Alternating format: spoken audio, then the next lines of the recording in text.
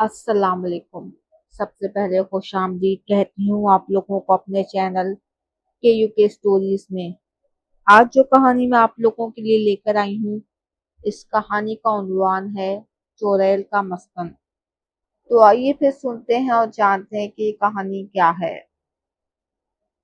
خالہ کی دیورانی تھوڑے دن پہلے نئے گھر میں شفٹ ہوئی تھی۔ وہ اپنی دیورانی سے ملنے ان کے گھر جا رہی تھی، تو میں بھی ان کے ساتھ ان کی دیورانی کے گھر گئی۔ خالہ کی دیورانی کی بیٹی مہا میری بہت اچھی سہیلی تھی اور ہم نے ساتھ اسکول پڑھا تھا۔ مہا مجھے دیکھ کر کافی خوش ہوئی اور بہت گرم جوشی سے ملی۔ مہا مجھے لے کر اپنے کمرے میں آ گئی۔ ہم بہت دیر تک اپنا اسکول کا زمانہ یاد کرتے رہے، پرانی شرارتوں کو یاد کر کے خوب ہنستے رہے۔ باتوں باتوں میں مہا کے پرانے گھر کا ذکر نکلا تو میرے منہ سے بے ساختہ نکلا۔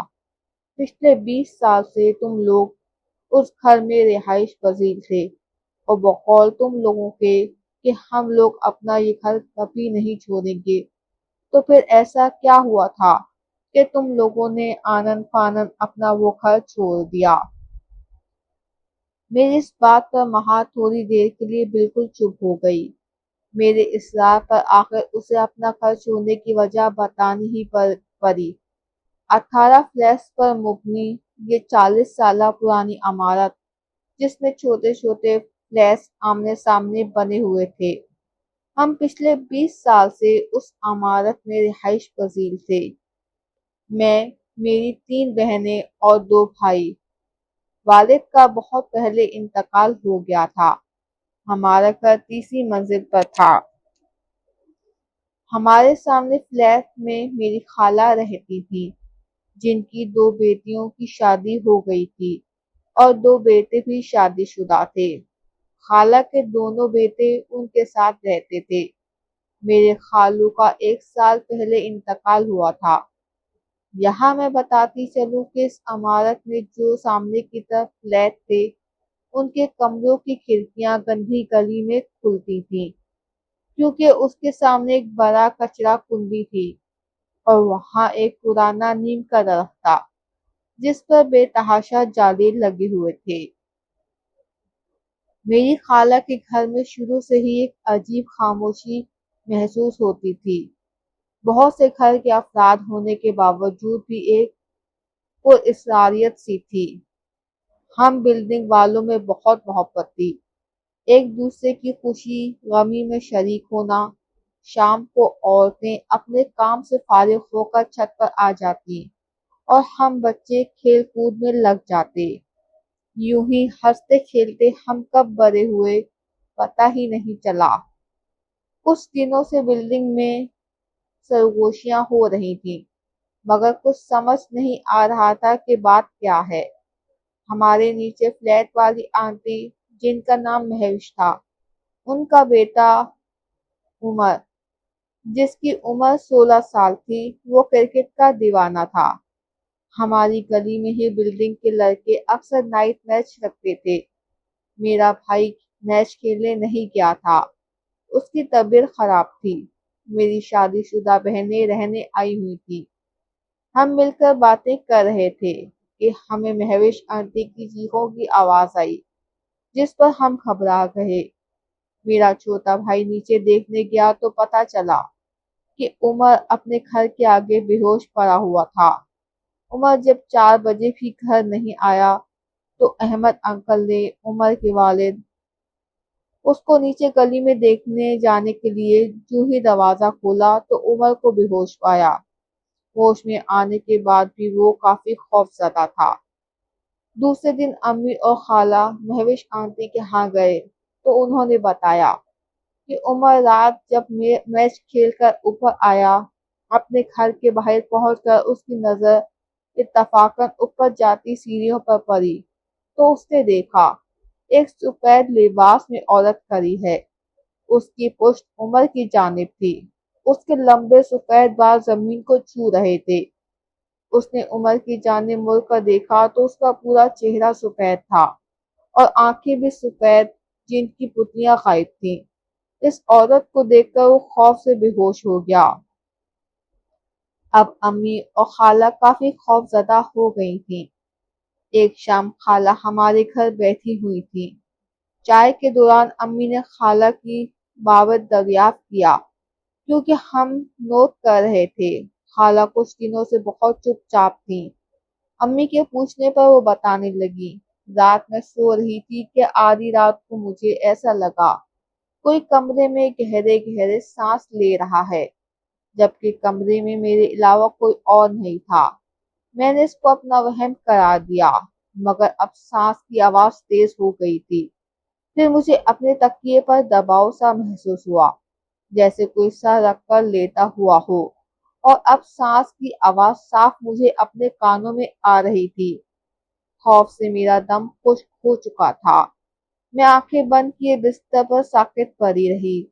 خوف کے مارے میں کروٹ تک نہیں لے رہی تھی۔ پھر کب آنکھ لگی کچھ پتہ ہی نہیں چلا۔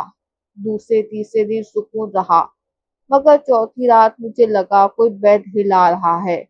پھر مجھے اپنے بیڈ کے نیچے آہٹ محسوس ہوئی۔ اس بار تیز سانس لینے کی آوازیں مجھے بیڈ کے نیچے سے آ رہی تھیں۔ میں گھبرا کر کمرے سے باہر نکل کر ٹی وی لاؤنج میں آ گئی۔ گھڑی پر نگاہ پڑی تو رات کے 3 بج رہے تھے۔ ابھی میں اپنے خوف کو کم کر رہی تھی کہ اچانک لاؤنج کا پنکھا تیز چلنے لگا۔ میں خوف زدہ ہو کر پنکھے کو دیکھنے لگی کہ میرے دیکھتے ہی دیکھتے لائٹیں جلنا بجھنا شروع ہو گئیں۔ میں وحشت سے گھبراتی کمرے میں بھاگی۔ فجر تک یہی تماشا چلتا رہا۔ اذان ہوتے ہی یہ سلسلہ رک گیا۔ خالہ کی اس بات سے ہم سب خوفزدہ ہو گئے تھے۔ خالہ نے ایک بزرگ کو بلایا تو انہوں نے خالہ کی کھڑکی سے نظر آنے والی گندی گلی کی جانب اشارہ کر کے بتایا کہ اس گلی میں جو درخت ہے اس پر بہت طاقتور آسیب ہے، اور یہ درخت ایک چڑیل کا مسکن ہے جو نہ جانے کب سے یہاں پر قبضہ کی ہوئی ہے، اور سامنے جتنے بھی گھر ہیں جن کا رخ گندی گلی کی طرف ہے ان گھروں کو اب زیادہ خطرہ ہے۔ پہلے یہ پراسرار مخلوق خاموش تھی، مگر اب یہ اپنی موجودگی ظاہر کر رہی ہے۔ اب اکثر رات میں بلڈنگ کے لوگوں کو وہ عورت اترتی چڑھتی دکھائی دینے لگی۔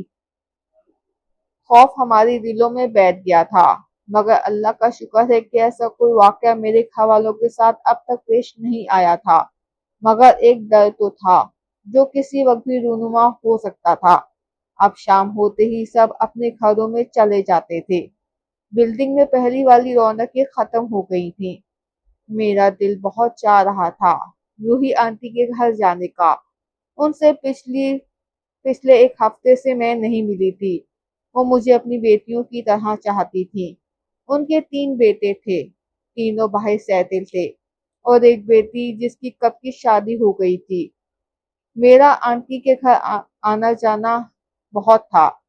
شام کے وقت میں اور امی آنٹی گھر چلے گئے تو آنٹی بہت زیادہ کمزور لگ رہی تھی۔ آنکھوں کے نیچے بھی کافی ہلکے دکھائی دے رہے تھے۔ میں نے پوچھا کہ کیا ہوا آنٹی، آپ بیمار ہیں؟ تو آنٹی کی آنکھوں میں آنسو آ گئے۔ وہ بولی، رات فاروق کو اپنے دوست کے بیٹے کی شادی میں جانا تھا۔ فاروق روحی آنٹی کے شوہر ہیں۔ رات میں اکیلی تھی، دل بہت گھبرا رہا تھا۔ میں آ کر کمرے کی کھڑکی میں کھڑی ہو گئی۔ میری نگاہ درخت پر پڑی تو مجھے لگا جیسے 2 آنکھیں مجھے گھور رہی ہوں۔ میں خوف زدہ ہو کر بیڈ پر آ کر بیٹھ گئی۔ اپنا خوف ظاہر کرنے کے لیے میں ٹی وی اونچی آواز میں لگا کر بیٹھ گئی۔ ٹی وی دیکھتے دیکھتے مجھے نیند کے جھونکے آنے لگے تو ٹی وی بند کر کے میں سو گئی۔ سوئے ہوئے پتہ نہیں مجھے کتنی دیر ہو گئی تھی کہ مجھے لگا جیسے بیٹھ کر کوئی لیٹا ہے۔ رات کے 1 بجے کا وقت ہوگا۔ میں سمجھ گئی کہ فاروق آ گئے اور انہوں نے مجھے نیند سے جگانا مناسب نہیں سمجھا۔ بیل بجا کر چابی سے گیٹ کھول کر اندر آ گئے ہوں گے۔ میں نے کروٹ بدلی تو خوف سے میرے رونگٹے کھڑے ہو گئے۔ میرے برابر ایک عورت لیٹی ہوئی تھی جس کے سفید لمبے بال اس کے منہ کو ڈھانکے ہوئے تھے۔ اس سے پہلے کہ میں چیخ مارتی وہ میرے دیکھتے ہی دیکھتے کھڑکی میں گئی اور غائب ہو گئی۔ اس کے بعد مجھے پتہ نہیں کیا ہوا تھا۔ جب میری آنکھ کھلی تو فاروق کو اپنے سرخانے پریشان بیٹھے پایا۔ بس تب سے میری یہ حالت ہے، میں خوف میں زندگی گزار رہی ہوں اور اب ہم یہ گھر بہت جلد چھوڑ رہے ہیں۔ روحی آنٹی کی بات میرے ذہن پر سوار ہو گئی تھی کہ اب ہم زیادہ گھر سے بھی نہیں نکلتے تھے۔ ایک رات میری خالہ کا بیٹا اپنے دوست کے گھر گیا ہوا تھا۔ رات آتے آتے اسے 2 بج گئے۔ وہ بلڈنگ کی سیڑھیاں چڑھ رہا تھا۔ اسے لگا جیسے کوئی اس کے ساتھ ساتھ سیڑھیاں چڑھ رہا ہے۔ اس نے پیچھے پلٹ کر دیکھا تو وہی عورت آہستہ آہستہ سیڑھیاں چڑھ رہی تھی۔ میرا کزن خوف سے وہیں دیوار سے لگ کر کھڑا ہو گیا۔ اسے جیسے کچھ یاد آیا اور اس نے دل ہی دل میں آیت الکرسی پڑھنا شروع کر دی۔ وہ عورت بہت خاموشی سے میرے کزن کے برابر سے ہوتی ہوئی اوپر چھت کی جانب بڑھ گئی۔ اس طرح کے اور بھی واقعات ہوئے، مگر اب ہم لوگ جلد از جلد یہ گھر چھوڑنا چاہتے تھے۔ ہم نے اور خالہ نے اسٹیٹ ایجنٹ سے بات کی اور تھوڑی تگودو کے بعد ہمارے گھر بک گئے۔ ہم لوگ بہت خوش تھے کہ جس خوف میں ہم نے یہ وقت گزارا تھا یہ ہم ہی جانتے تھے۔ سامان بھی دن کے وقت ہی پہنچاتے اور کوشش یہی ہوتی کہ رات کو کوئی کام نہ ہو۔ پھر تھوڑے ہی دن میں ہم اپنے نئے گھر میں آ گئے۔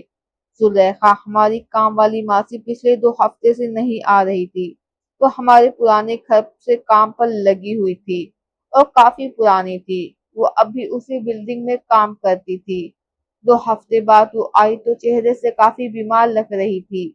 امی نے پوچھا کیا ہوا تو کہنے لگی باجی کیا بتاؤں، نیچے باجی کے ہاں شادی چل رہی ہے، تو میں کام کی زیادتی اور باجی کے اصرار پر ان کے گھر رات کو رک گئی تھی، مگر فجر سے پہلے میں گھر کے لیے نکل گئی۔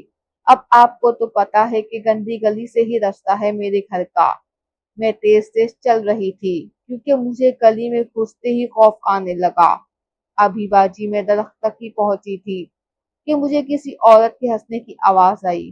میری نظر ڈرتے ڈرتے جوں ہی درخت پر پڑی تو کیا دیکھتی ہوں کہ ایک بھیانک چہرے والی عورت جس کی آنکھیں سفید تھیں الٹی درخت پر لٹکی ہوئی تھی اور آنکھیں گھما گھما کر مجھے دیکھ رہی تھی۔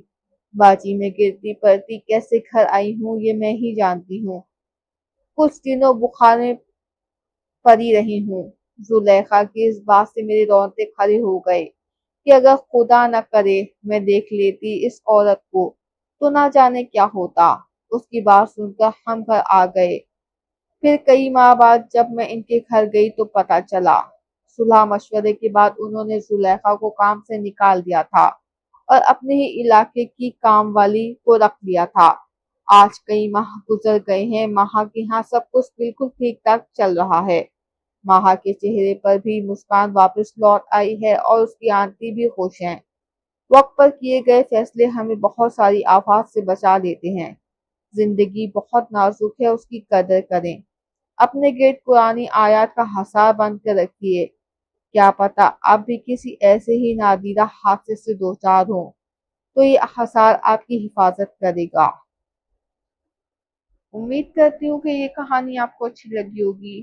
اگر کہانی اچھی لگی تو اسے لائک کر دیں، شیئر کر دیں، اپنی رائے کا اظہار کریں اور میرے چینل کو سبسکرائب کریں۔ شکریہ۔